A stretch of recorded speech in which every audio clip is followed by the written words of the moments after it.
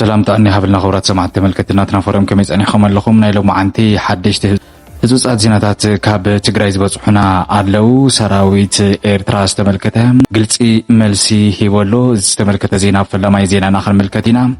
TBS تلفزيون تابع ناب استعدملو عدراش خصبصب مساعتوه وصو تباهيللو እቲ ሚድያ ኣብ ዕላው ገጽ እውን ዘውፅኦ ናይ ቀረታ ዝተመልከተ ጽሑፍ እውን ብደብዳቤ ዝተሰነየ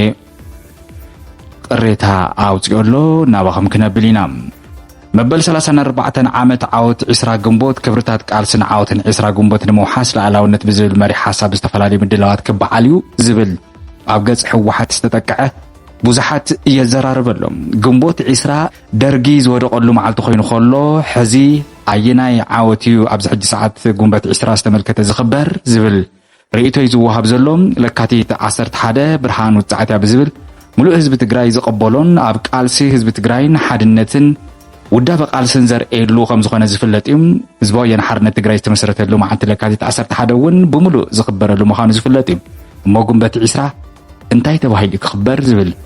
ይስማዕ ኣሎ እዚ ዝተመልከተ ግን ናትና ፎረም ናባኸም ክተብል እያ ኣብ ኩናት ሱዳን ኬሚካላዊ ኣጽዋር ከም ዝተጠቐሙ ኣሜሪካ ኣፍሊጣላ ሕዚ ሓድሽ ብብሬኪንግ ኒውስ ብዝብል እውን ማዕኸን ዓለም ለኸ ዜናታት እውን ዝቀባበልኦ ዘለዋ ዜና ናትና ፎረም ክተስማዓኩም እያ ሰናይ ምክትታል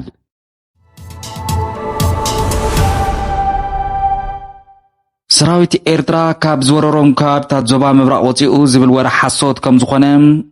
ተፈሊጠሎም DW ትግራይ ኣብ ማሕበራዊ ሚድያ ንዝናፈስ ዘሎ ዘይስሩዕ ሓበሬታ ኣመልኪቱ ናብ ወረዳታት ኢሮብ ጉለመኸዳ ስልኪ ደዊለ ዘዘራረብክዎም ነበርቲ ዋላ እኳ ኣብ መንጎ ትግራይን ኤርትራን ተበላሽዩ ዝጸንሐ ርክብ ናብ ሰላም ከምርሕ ባህጊ እንተሃሎ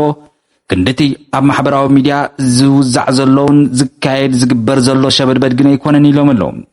ብመሰረት እዚ ሰራዊት ኤርትራ ሕዚ እውን ኣብ 4 ጣብያታት ወረዳ ጉለመኸዳ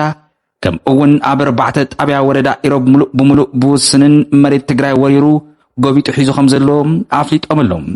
ዛጊድ ሓድሽ ምዕባለ ዝበሃል እንተኾይኑ ኣብ ካብታት ዝባን ሑፃን ኣንገላን ዝነበሩ ኬላታት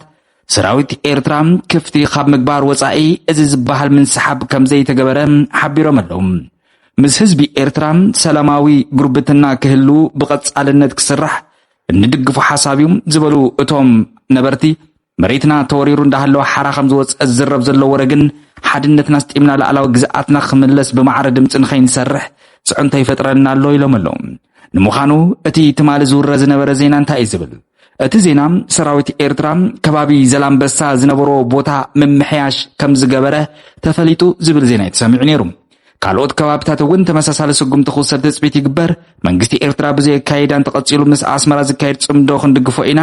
በአንጻሩ ምዕራብ ትግራይ ንኣስታት 5 ዓመታት ጎቢጡ ዝሓዘ ብብልጽግና ኦሮሚያ ዝምራሕ መንግስቲ ፌደራል መሬትና ለቂቑ ክወፅእ ኣይከኣለን ዝብል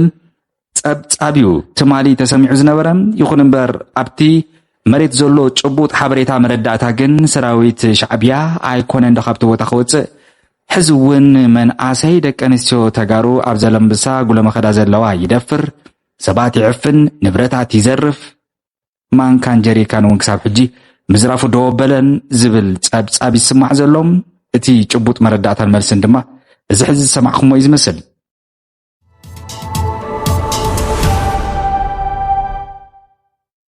ትማሊ ካብ መቐለ TBS ቴሌቪዥን ጣብያ ውጹልና ተባሂልና ክብል ዘውፅኦ ሓበሬታ እንሆም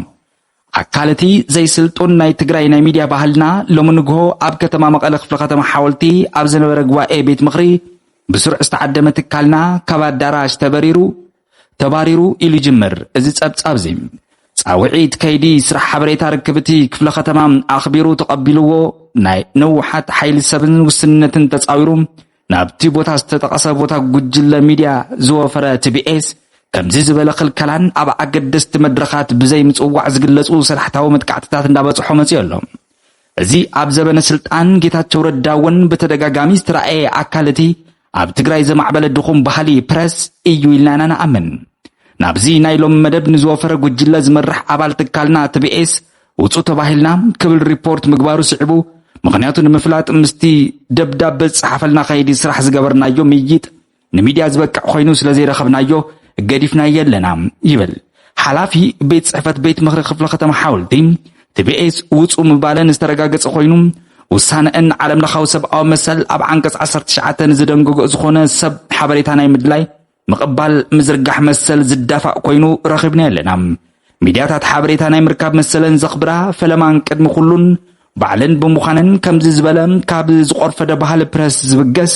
ድኽመት ንምምሕያሽ ምዝምልከቶም ኣሰጎምቲ ነጽ ሓሳብ ዝኾኑ ኣካላት ብምዃን ክንሰርሕ ምዃንና እንሕብር ይብል TBS ወርቃዊ ይብል ኣብ መወዳእታ እዚ ሓበሬታ ቴሌቪዥን ጣብያ እዚ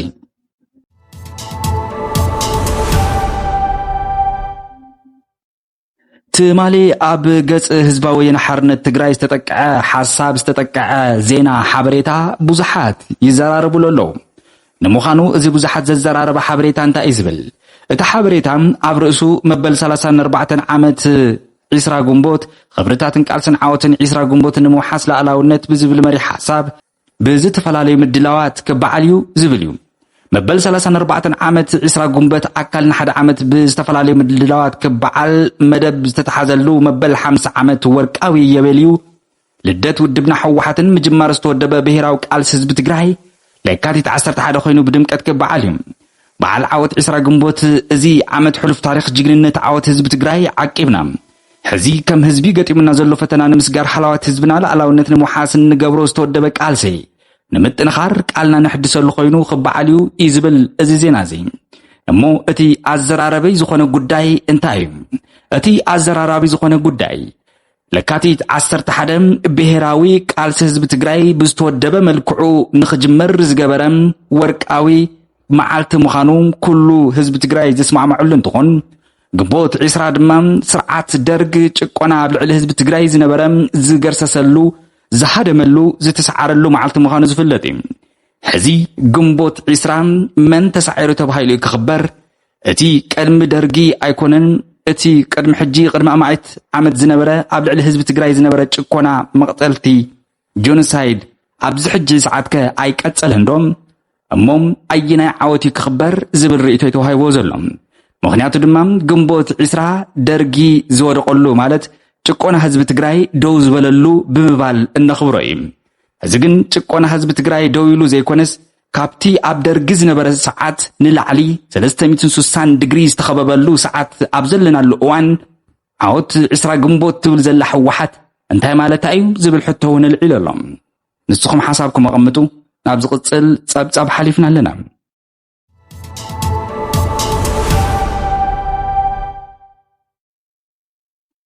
ናብ ሱዳን ክንሓልፍ ዘለና ሱዳን ኣንጻር ሓልታት ዳዕመ ሰሪዕ ተኻይዶ ኣብ ዘላ ኩናት ሕድሕድ ኬሚካላዊ ኣጽዋር ተጠቒማ ድሕሪ ምርካባ ኣብ ልዕሊ እታ ሃገር ሓድሽ እገዳ ክትግበር ምዃኑ ሚኒስትር ጉዳያት ወፃኢ ኣሜሪካ ኣፍሊጦሎም ኣሜሪካ ናብታ ሃገር እትገብሮ ሰደድ ክድረትን ካብ 6 ሰነ ጀሚሩ ገደብ ፋይናንሳዊ ልቃሕ ክግበር ምዃኑ ብወሃብቲ ቃል ታሚ ብሩስ ዝወፀ መግለጺ ዝሕብር ሱዳን ለሙዶ ጽባሕ ካብ ኣሜሪካ እገዳ ተገላገልኩ ኣብ እትብለሉ ሰዓት እዚ መግለጺ ኣሜሪካ እዚ ንሱዳንን ሱዳናውያንን ጽቡቕ ኣይኮነን ወታደራዊ ሓይሊ ሱዳን ይኹን ዳዕመ ሰሪዕ ኣብ እዋን እቲ ጎንፂ ብገበን ኩናት ተኸሲሶም ነይሮም እዮም ቢቢሲ ብወገኑ ብዛዕባ እዚ ዳሕራዋይ ብኣሜሪካ ንዝቐረበሎም ክሲ ምላሽ እንተልይዎም ንሰበስልጣን ሱዳን ዝተወከሰ ኮይኑ ክሳብ ሕጂ መግለጺ ከም ዘይብሎም ዝገልጽ ኣብቲ ቅድሚ 2 ዓመት ዝተጀመረ ሰራዊት ሱዳን ሓይልታት ዳዕመ ሰሪዕ ፖለቲካዊ ስልጣነት ሃገርን ምቁፅጻር ዘካይድዎ ዘለዉ ሕድሕዳዊ ኩናት ልዕሊ 150,000 ሰባት ተቐቲሎም ኣለዎም ኣብ ዝሓለፉ ኣዋርሒ ሰራዊት ሱዳን ርእሰ ከተማ ካርቱም ዳግማይ ክቆጻጸራ እንተኸኣለም ኣብ ካልእ ቦታታት ድማ ውግእ እውን ይቕጽል ኣሎ ሱዳን ኣየኖት ኬሚካላዊ ኣጽዋር ከም ዝተጠቐመት ዝርዝር ሓበሬታ እኳ እንተዘየለ ሱዳን ኣብ ክልተ ኣጋጣምታት ክሎሪን ጋዝ ከም ዝተጠቐመት እዚ ድማ ሞት ደቂ ሰብ ከስዕብ ከም ዝኽእል ኒውዮርክ ታይምስ እውን ኣብ ጠሪ ጸብጺባ ኣላ ኣሜሪካ መንግስቲ ሱዳን ዝተጠቐሙ ኩሉ ዓይነት ኬሚካላዊ ኣጽዋር ደው ከብል ብመሰረት CWC ዘለዎ ግዴታ ከኽብር ትጽዋዕ ዝበለ እቲ መግለጺ ፈረምቲ ሃገራት ነቲ ዕቑር ኣጽዋር ከዕንዋ ቃል ዝኣተዋሉ ውዕል ኬሚካላዊ ኣጽዋር ብምጥቃስ ተነቢቡ እዩ ብዘይካ ግብፂ ሰሜን ኮርያ ደቡብ ሱዳን ዳርጋ ኩለን ሃገራት ዓለም ነቲ ኬሚካላዊ ኣጽዋር ንዘይምጥቃም ዝተኸዘነ እንተልዩ እውን ምዕናው ዝብል ውዕሊ ከም ዝፈረማ ኣብ ኣሜሪካ ዝመደብሩ ዘይወጋናዊ ትካል ማሕበር ምቁፅጻር ኣጽዋር ይዝሕብር እስራኤል ነቲ ስምምዕ ፈሪማትሉ እኳ እንተነበረት ኣያጽደቐቶን እዚ ማለት እውን ኣብ ውዕል ተሳትፎ ከም ዘለዋ ብሕጋዊ መንገዲ ያረጋግጸትን ይዝብል ACA ወሲኹ ብሩስ ወሲኻ ኣሜሪካ ነቶም ኣብ ምብዛሕ ኬሚካላዊ ጽዋር ኣበርክቶ ዝገበሩ ተሓተቲ ክትገብር ሙሉእ ቃል ኣትያ ኣላ ኣሜሪካ ኣብ ሱዳን እገዳ ክትገብር እዚ ናይ ፈለምታ ኣይኮነን ኣብ ጥሪ ኣንጻር መራሕቲ ክልቲኦም ኣብ ጎንፂ ዝተዋፈሩ ሓይልታት እገዳታት ኣንቢራ ከም ዝነበረ ዝዝከር እንትኾን ወታደራዊ መራሒ ሱዳን ዓብዱልፈታሕ አልቡርሃን በአሜሪካን ሱዳን ርግእቲ ከይትኸውን ብምስራሕ እቲ ሃገር ናብ ዲሞክራሲያዊ ስርዓት ከይትሰጋገር ብምድኻም ተኸሲሱ ነይሩ እዩ ሚኒስትር ጉዳያት ወፃኢ ሱዳን ድማ ነቲ ክሲ ዘግርምን ዘጭንቕን ክብል ኮኒንዎ ኣሎ እዚ ከምዚ ኢሉ እንከሎ ኣዛዚ ዳዕሚ ሰሪዕ መሐመድ ሓምዳን ዳገሎ ሕመቲ ምጽናት ዓለየት ከም ዝፈጸመ ብጸሓፊ ጉዳያት ወፃኢ ነበር አንቶኒ ብሊንከን እውን ተረጋጊጹ ነይሩ እዞም ክልተ ፖለቲካዊ ስልጣን ሱዳን ንምቁጽጻርን ዝሓለፉ 2 ዓመታት ክዋግኡ ጸንሑ ሓይልታት ኣስታት 12 ሚልዮን ህዝቢ ዝመዛበሉ ኮይኖም 25 ሚልዮን ህዝቢ ሱዳን ተጸባይ ረድኤት ክኸውን እውን ኣገዲዶም ኣሎም እቲ ሓድሽ እገዳ ብሰንኪ ቀዲሙ ዝተወሰደ ስጉምትታት ኣብቲ ሃገር ብዙሕ ጽልዋ ከም ዘይህልዎ ማዕከን ዜና AFP ሓቢሩ ኣሎ እዚ ዳሕራዋይ ስጉምቲ ኣሜሪካ እውን ብሰንኪ ተሳተፉ ሕብራት እምሬት ዓረብ ኣብቲ ጎንፂ ወጥሪ ፈጢሩ ኣሎም ባርከስ ክቡራት ሰማዕቲ ተመልከት ዜናትና ፎረም ንሎም ዝሓዝናዮ መዋናዊ ሓጸርቲ ዜናታትና እዞም ሰማዕኹም መስሉ ነይሮም ከምቲ ልሙድ ኣብ ሕድሕድ ዜናታትና ዘለኩም ርእይቶ ክትህቡና ንዕድም መሊስና ብኻልእ ሓድሽ ዜና ዳሃታስ ሓበሬታ ትንታነ ክሳብ ንራኸብ ሰላም